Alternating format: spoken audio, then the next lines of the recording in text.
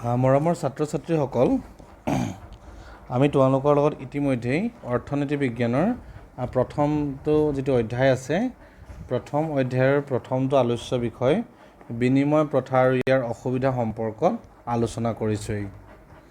আজি আমি পাঠটো অকণমান আগবঢ়াই নিব বিচাৰিছোঁ আৰু আমি আৰম্ভ কৰিব বিচাৰিছোঁ মুদ্ৰাৰ ক্ৰম বিকাশৰ পৰা।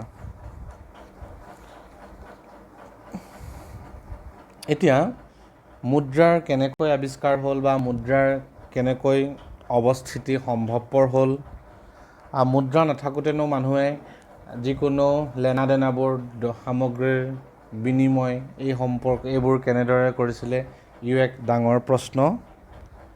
আৰু মুদ্ৰা আৰু সেই নথকা অৱস্থাৰ পৰা, মুদ্ৰাৰ অৱস্থিতি নথকা অৱস্থাৰ পৰা বৰ্তমানৰ মুদ্ৰাৰ যি অৱস্থিতি, যি ভাৰ্চুৱেল যি মুদ্ৰা বুলি কওঁ মুদ্ৰা আমি চুব নোৱাৰাকৈ মুদ্ৰাৰ ইঠাইৰ পৰা আন ঠাইলৈ হস্তান্তৰ কৰিব পৰা এক ব্যৱস্থা বৰ্তমান আমি দেখিবলৈ পাইছোঁ।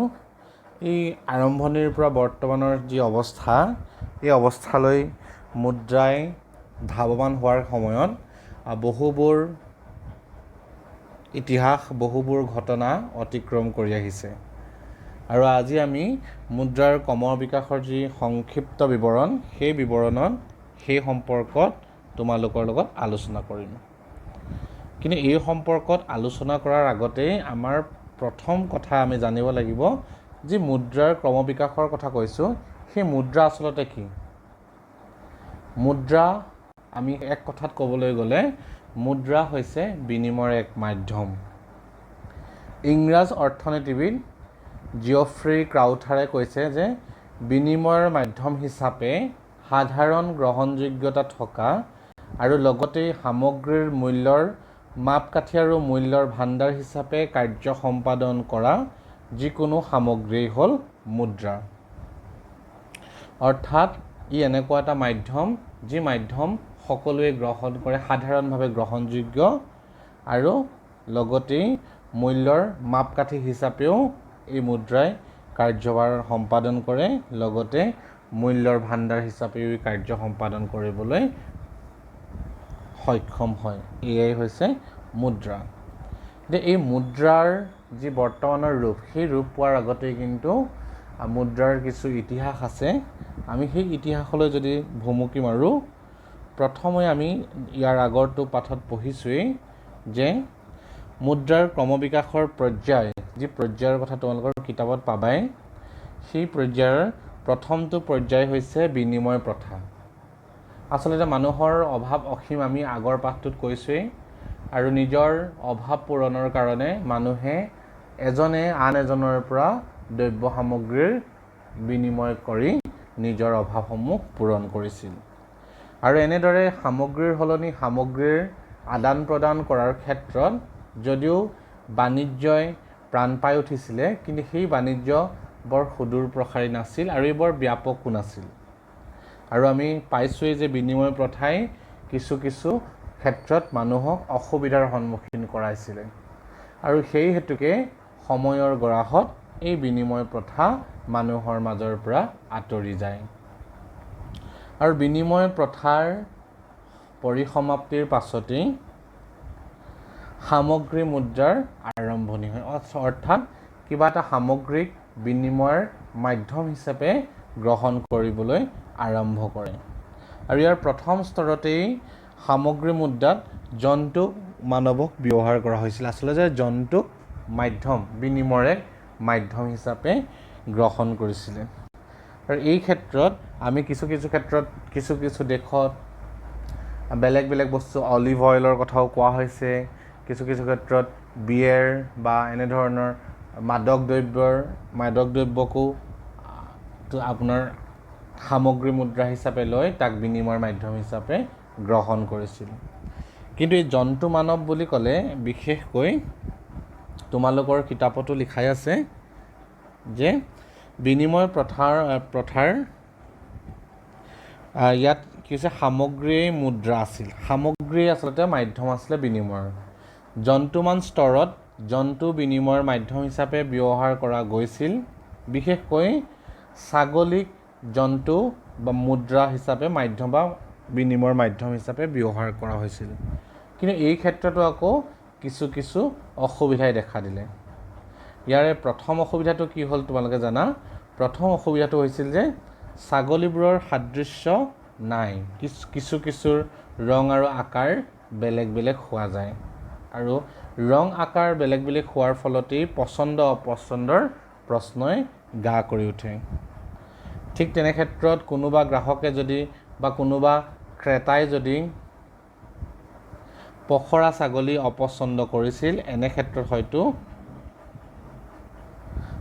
সেই ক্ষেত্ৰত বিনিময় সম্ভৱপৰ নহৈছিল দ্বিতীয়তে সেই সময়ত আচলতে মহামাৰীৰ আক্ৰান্ত হৈও ছাগলীৰ সংখ্যা হ্ৰাস পোৱা পৰিলক্ষিত হৈছিল আৰু ইয়াৰ লগে লগে মুদ্ৰাৰ পৰিমাণো কমি গৈছিল যেহেতু ছাগলীকেই মুদ্ৰা বা বিনিময়ৰ মাধ্যম হিচাপে লোৱা হৈছিল আৰু যেহেতু মহামাৰীৰ ফলত ছাগলীৰ মৃত্যুৰ সোৱাদ সেই ছাগলীসমূহক অতিৰিক্ত পৰ্যাপ্ত পৰিমাণৰ ছাগলী পোৱা নগৈছিলে মাধ্যম হিচাপে ব্যৱহাৰ কৰাৰ ক্ষেত্ৰত অৰ্থাৎ ইও বাণিজ্যৰ যি প্ৰসাৰ সাধনত হেঙাৰ হৈ পৰে ইয়াৰ পাছতেই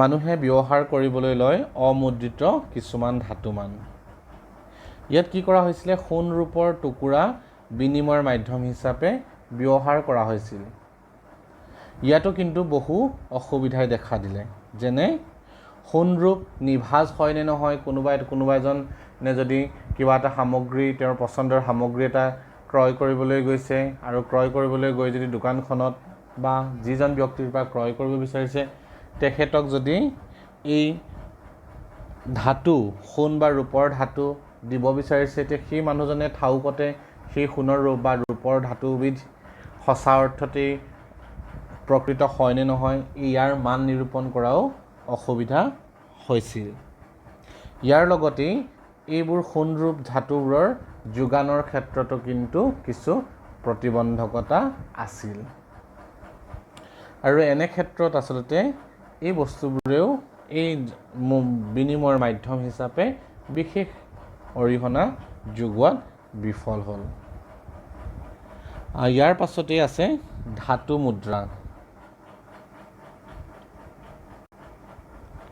এই ধাতু মুদ্ৰা কি হৈছে ধাতু মুদ্ৰাৰ ক্ষেত্ৰতো কিন্তু কিছু অসুবিধাই দেখা দিছিল কিয়নো সোণ ৰূপৰ যোগান সীমাবদ্ধ বা অস্থিতিস্থাপক প্ৰয়োজন হ'লেই বৃদ্ধি কৰিব পৰা নগৈছিল ঠিক তেনেকৈ কেতিয়াবা যদি সোণৰ আৰু ৰূপৰ খনি আৱিষ্কাৰ হয় তেনে ক্ষেত্ৰত ইয়াৰ যোগান অপৰ্যাপ্ত পৰিমাণতকৈ বেছিও হয়তো আহি যাব পাৰে তেনে ক্ষেত্ৰতো কিছু সময়ত অসুবিধাৰ সৃষ্টি হ'ব পাৰে তদুপৰি বেপাৰ বাণিজ্যৰ পৰিসৰ বৃদ্ধি হোৱাৰ লগে লগে মুদ্ৰাবোৰ দূৰৰ ঠাইলৈ কঢ়িয়াই নিয়াত অসুবিধাৰ সৃষ্টি হৈছিল যিহেতু এই মুদ্ৰাবোৰৰ ওজন খুব বেছি হ'ব এনে ক্ষেত্ৰত দূৰণিবতীয়া অঞ্চলবোৰলৈ বাণিজ্যৰ অৰ্থে লৈ যোৱাটো সম্ভৱপৰ নহৈছিল আৰু এনে কিছু অসুবিধাৰ ফলশ্ৰুতিতেই আচলতে মানুহৰ বা আমাৰ সমাজখনলৈ আহিল কাগজী মুদ্ৰা আৰু ইয়াক আচলতে মুদ্ৰাৰ ক্ৰমবিকাশৰ পঞ্চমটি পৰ্যায় বুলি উল্লেখ কৰিব বিচৰা হয় এই মুদ্ৰা কঢ়িয়াই নিয়াটো সহজ যেহেতু আমি তোমালোকৰ স্ক্ৰীনত দেখিছাই আমি তোমালোকক ইয়াত দেখুৱাইছোঁ নতুনকৈ প্ৰচলিত ভাৰতবৰ্ষৰ কেইখনমান কাগজী মুদ্ৰা 2000 টকীয়া 500 টকীয়া 200 টকীয়া এই নোটসমূহ আমি কি হৈছে সহজতে আমি এঠাইৰ পৰা আন ঠাইলৈ লৈ যাব পাৰোঁ যিমানেই পৰিমাণটো সৰহ হ'ব সিমানে আমি ডাঙৰ নোট যদি লৈ যাওঁ ডাঙৰ নোটৰ বাণ্ডল লৈ যাওঁ সি আমাক অনা নিয়া কৰাত সহায় যোগায় আৰু ইয়ে আচলতে এই কাগজী মুদ্ৰাসমূহৰ পাছত পৰৱৰ্তী সময়ত কাগজী বেংকসমূহে আন কিছু নতুন ব্যৱস্থাৰ জৰিয়তে মুদ্ৰা এঠাইৰ পৰা আন ঠাইলৈ নিয়া সুবিধা কৰি দিয়ে তাৰে অন্যতম আহিলা হিচাপে আমি ক'ব পাৰোঁ চেকবুক বেংক মুদ্ৰা বুলি কোৱা হৈছে বেংক মুদ্ৰাৰ এটা উদাহৰণ হৈছে চেক আৰু এই চেকখনত লিখা এমাউণ্টটো বা যিটো মান লিখা থাকিব মূল্য লিখা থাকিব সেই মূল্যত আচলতে এই চেকখন দিয়াৰ লগে লগেই সেই সমমূল্যৰ বস্তু আমি আহৰণ কৰিব পাৰোঁ। যদিওবা এই চেকখনক বিহিত মুদ্ৰা বুলি গণ্য কৰা নহয়, কিন্তু বৰ্তমানৰ সময়ত এই চেক মুদ্ৰা বা বেংক মুদ্ৰাৰ খুব সুদূৰ প্ৰসাৰী প্ৰচাৰ দেখিবলৈ পোৱা যায়। ইয়াৰ জৰিয়তে সহজতেই বিভিন্ন ধৰণৰ ট্ৰানজেকশ্যনছ, বিভিন্ন ধৰণৰ লেনা দেনাবোৰ কৰিবলৈ সম্ভৱপৰ হয়।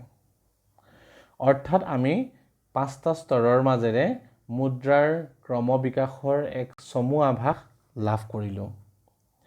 এতিয়া আমি আহোঁ মুদ্ৰাৰ বৈশিষ্ট্যসমূহলৈ। মুদ্ৰা কি ইতিমধ্যে আমি গম পালোৱেই। বিনিময়ৰ মাধ্যম হিচাপে সাধাৰণ গ্ৰহণযোগ্যতা থকা আৰু লগতে সামগ্ৰীৰ মূল্যৰ মাপকাঠি আৰু মূল্যৰ ভাণ্ডাৰ হিচাপে কাৰ্য সম্পাদন কৰা যিকোনো সামগ্ৰীই হ'ল মুদ্ৰা। এই মুদ্ৰা আচলতে কি? মুদ্ৰাৰ প্ৰকৃত অৰ্থ ইয়াৰ বৈশিষ্ট্যসমূহৰ পৰাই আমি অনুধাৱন কৰিব পাৰিম। যিহেতু আমি এজন মানুহ হিচাপে আমাৰ কিছু কিছু বৈশিষ্ট্য আছে আৰু সেই বৈশিষ্ট্যসমূহৰ পৰাই কাৰোবাক আমি মানুহ হিচাপে স্বীকৃতি দিব পাৰোঁ। ঠিক তেনেদৰেই মুদ্ৰাকো আচলতে আমি তাৰ কিছু কিছু বৈশিষ্ট্য আছে, সেই বৈশিষ্ট্যৰ ওপৰত ভিত্তি কৰিয়েই মুদ্ৰাক মুদ্ৰা হিচাপে স্বীকৃতি দিব পাৰোঁ। এতিয়া মুদ্ৰাৰ বৈশিষ্ট্যসমূহনো কি কি আমি এবাৰ চকু ফুৰাই চাওঁ।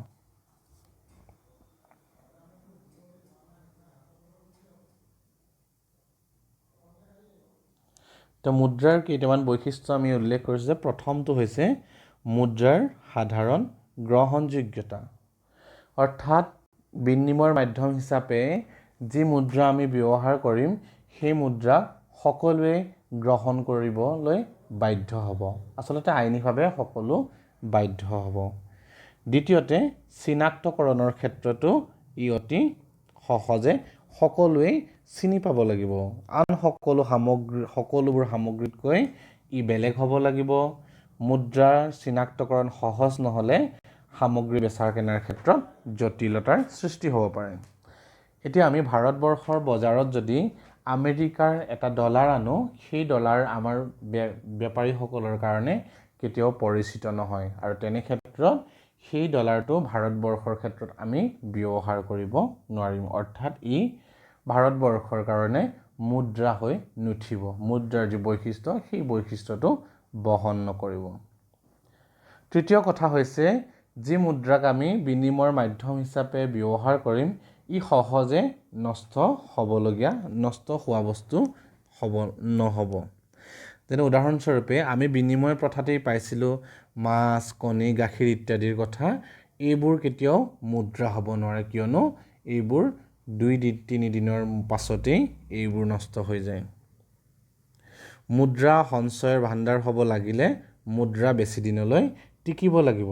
ইয়াৰ যি স্থায়িত্ব সেই স্থায়িত্বটো দীঘলীয়া হ'ব লাগিব, সহজে ই নষ্ট হ'বলগীয়া নহ'ব। মুদ্ৰা পূৰ্ণ সাদৃশ্যযুক্ত হ'ব লাগিব। সাদৃশ্য মানে একেই দেখিব লাগিব, একে দেখা হ'ব লাগিব মুদ্ৰাসমূহ।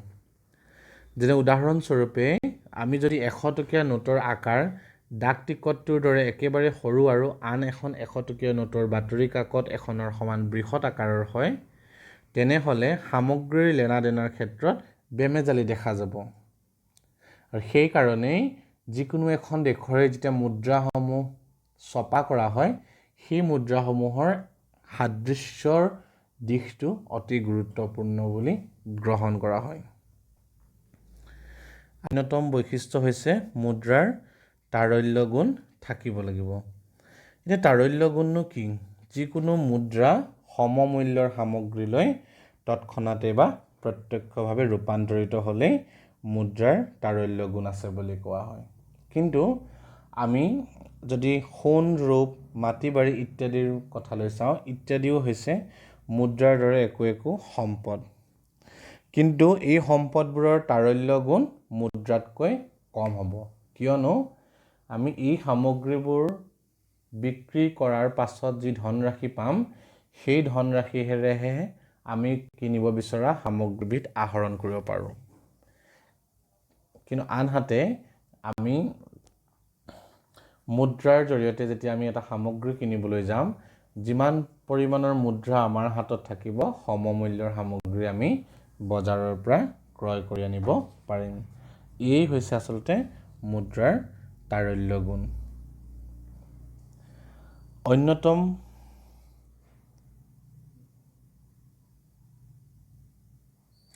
বৈশিষ্ট্য হৈছে মুদ্ৰা হস্তান্তৰযোগ্য হ'ব লাগিব। অৰ্থাৎ বেপাৰ বাণিজ্যৰ পৰিসৰ দিনে দিনে বৃদ্ধি হৈ আহিছে আৰু মুদ্ৰাৰ হস্তান্তৰযোগ্য নহ'লে ইমান বৃহৎ পৰিসৰৰ বেপাৰ বাণিজ্য সম্ভৱ কৰাটো সম্ভৱ নহ'ব। বৰ্তমান মুদ্ৰা আৰু বেংকিং ব্যৱস্থাই এনে এটা পৰ্যায়ত উপনীত হৈছে য'ত মুদ্ৰাৰ প্ৰকৃত হস্তান্তৰ নোহোৱাকৈয়ে লেনদেন সম্পাদিত হৈছে।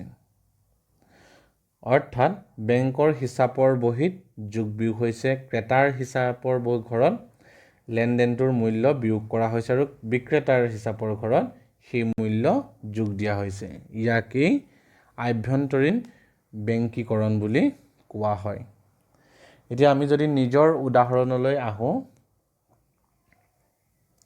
আমি দেখিম আমি কিছু বস্তু আমি ক্ৰয় কৰাৰ সময়ত সেই মুদ্ৰা হাতে হাতে নিদি আমি বেংকৰ মাধ্যমেৰেও সেই মুদ্ৰা এটা একাউণ্টৰ পৰা আন এটা একাউণ্টলৈ পঠিওৱাৰ ব্যৱস্থা আছে। অৰ্থাৎ এই ব্যৱস্থাটোকেই কোৱা হৈছে যে মুদ্ৰা হস্তান্তৰযোগ্য হয়। আৰু অন্য এটা অসুবিধা যিটো আমি বিনিময় প্ৰথাত পাইছিলোঁ যে সামগ্ৰীসমূহ বিভাজন কৰাৰ ক্ষেত্ৰত কিছু অসুবিধা হয়, যেনে আমি হাতী আৰু ছাগলীৰ এটা উদাহৰণ পাইছিলোঁ। কিন্তু মুদ্ৰাৰ ক্ষেত্ৰত সেই বিভাজনীয়তাৰ অসুবিধা থাকিব নালাগিব। আৰু সেইকাৰণে আচলতে 25 পইচাৰ লেনদেন নাই 50 কোটি লেনদেনৰ বাবে প্ৰয়োজনীয় মুদ্ৰা উভৈনদী। অধিক মূল্যৰ মুদ্ৰা কম মূল্যৰ মুদ্ৰাৰ সমষ্টিলৈ ৰূপান্তৰ কৰিব পাৰি। বিনিময় প্ৰথাত কিন্তু সেয়া সম্ভৱ হৈ উঠা নাছিল। আৰু সেইকাৰণে আচলতে 50 পইচাৰ পৰা আৰম্ভ কৰি আমি 50 কোটি টকাৰ লেনদেনলৈকে সকলো লেনদেন টকাৰ মাধ্যমেৰে বা মুদ্ৰাৰ মাধ্যমেৰে সম্ভৱপৰ কৰি তুলিব পাৰোঁ।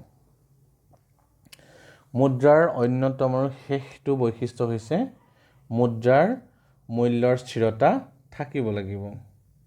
মুদ্ৰাৰ মূল্য যদি দ্ৰুতগতিত হ্ৰাস পায় তেতিয়াহ'লে মুদ্ৰাৰ গ্ৰহণযোগ্যতা লোপ পাব।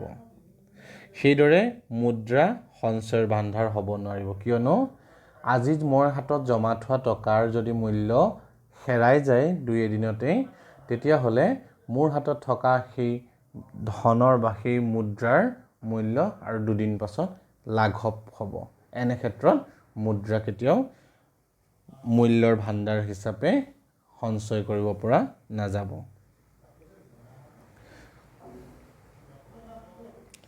এইখিনি হৈছে মুদ্ৰাৰ আচল বৈশিষ্ট্য। এতিয়া আমি উদাহৰণত মাজে মাজে ভাৰতবৰ্ষৰ মুদ্ৰাৰ কথা কৈছোঁৱেই। কাগজী মুদ্ৰা ভাৰতবৰ্ষত প্ৰচলিত। এই কাগজী মুদ্ৰালৈ অৰ্থাৎ আমি কাগজী মুদ্ৰাৰ যদি বৈশিষ্ট্যসমূহ চাওঁ তেতিয়াহ'লে আমি ক'ব পাৰিম যে কাগজী মুদ্ৰা প্ৰকৃত অৰ্থত মুদ্ৰা। কিয়নো আমি প্ৰথম যিটো বৈশিষ্ট্য আছিল যে মুদ্ৰাৰ সাধাৰণ গ্ৰহণযোগ্যতা থাকিব লাগিব। এতিয়া স্ক্ৰীণত মই যিকেইটা মুদ্ৰা তোমালোকক দেখুৱাইছোঁ 500 টকীয়া, 2000 টকীয়া, 100 টকীয়া, 200 টকীয়া, 50 টকীয়া, 10 টকীয়া আৰু আন নোটো আছে। তোমালোকৰ কাৰণে মই উদাহৰণস্বৰূপে এইকেইটা নোটেই দিছোঁ। তো এই নোটকেইটাৰ যিকোনো এটা নোটেই ভাৰতবৰ্ষৰ যিকোনো এটা অঞ্চলৰে যিকোনো এখন ব্যৱসায়িক প্ৰতিষ্ঠানে যিকোনো এটা লেনদেনৰ সময়তেই গ্ৰহণ কৰিবলৈ বাধ্য, অৰ্থাৎ ইয়াৰ গ্ৰহণযোগ্যতা আছে। দ্বিতীয়তে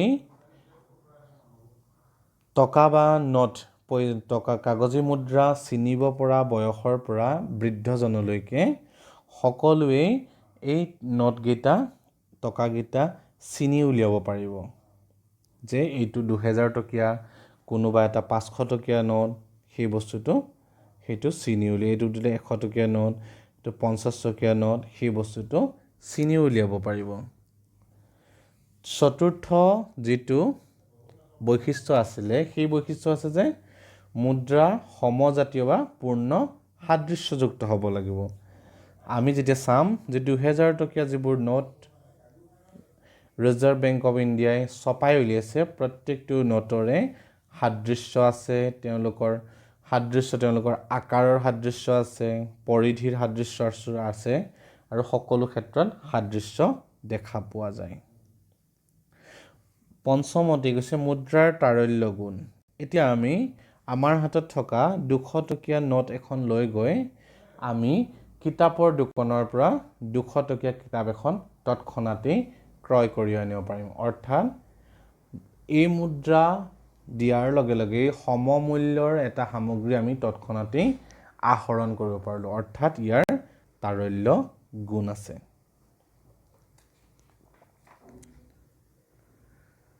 পঞ্চমতে মুদ্ৰাৰ হস্তান্তৰযোগ্য, এইটো আচলতে বেংকৰ এটা ব্যৱস্থা। আমি বেংকিঙৰ জৰিয়তে মুদ্ৰা, এই প্ৰকৃত মুদ্ৰাৰ নোটসমূহ নোহোৱাকৈও বেংকৰ মাধ্যমেৰে টকা এজনৰ পৰা আন এজনৰ একাউণ্টলৈ পঠাব পৰাৰ এক ব্যৱস্থা আছে। মুদ্ৰাৰ বিভাজনীয়তা, এই আমাৰ যে ভাৰতবৰ্ষৰ নোটসমূহ 10 টকীয়া, 1 টকীয়া, 2 টকীয়া, 50 টকীয়া, 200 টকীয়া, 500 টকীয়া, এনেকৈ এই ৰূপবোৰ যে দিছে, এই ৰূপবোৰ আচলতে মুদ্ৰাৰ বিভাজনীয়তা যিটো গুণ, সেই গুণটো ধৰি ৰাখিবৰ কাৰণে এনেধৰণে নোটসমূহ ছপা কৰা হৈছে। ইয়াৰ লগতেই অষ্টমটো আমি পাইছোঁ যে মুদ্ৰাৰ মূল্যৰ স্থিৰতা থাকিব লাগিব। আৰু এই মুদ্ৰাৰ যি ভাৰতবৰ্ষৰ যি কাগজী মুদ্ৰা, সেই মুদ্ৰাৰ মূল্যৰ স্থিৰতা থকা আমি পৰিলক্ষিত হৈছে। অৰ্থাৎ ভাৰতবৰ্ষৰ কাগজী মুদ্ৰা, যি কাগজী মুদ্ৰাৰ বৈশিষ্ট্যসমূহ মুদ্ৰাৰ বৈশিষ্ট্যৰ সৈতে আমি ৰিজাই চালোঁ। ইয়াৰ পৰা এটা কথা স্পষ্ট যে আমাৰ এই কাগজী মুদ্ৰাসমূহ প্ৰকৃত অৰ্থত মুদ্ৰা। আমি ইয়াৰ পৰৱৰ্তী যি পাঠদান হ'ব, পৰৱৰ্তী পাঠদানত মুদ্ৰাৰ কাৰ্য, আমি জানোৱেই মুদ্ৰাৰ প্ৰথমটো কাৰ্য হৈছে বিনিময়ৰ মাধ্যম। মুদ্ৰাক কি শ্ৰেণীতনো ভাগ কৰিব পাৰি, ইয়াৰ লগতে মুদ্ৰাৰ অসুবিধা কিছুমান আছে, সেই অসুবিধা সম্পৰ্কত আলোচনা কৰিম। অৰ্থাৎ আজি আমি আলোচনা কৰিলোঁ মুদ্ৰাৰ ক্ৰমবিকাশৰ যি এক থুলমূল আভাস, আৰু ইয়াৰ লগতে মুদ্ৰা কি আৰু মুদ্ৰাৰ প্ৰধান বৈশিষ্ট্যসমূহ, লগতে ভাৰতীয় কাগজী মুদ্ৰাৰ সেই মুদ্ৰাৰ বৈশিষ্ট্যসমূহ যে সম্পূৰ্ণৰূপে বহন কৰিছে, সেই কথাও আমি আলোচনা কৰিলোঁ।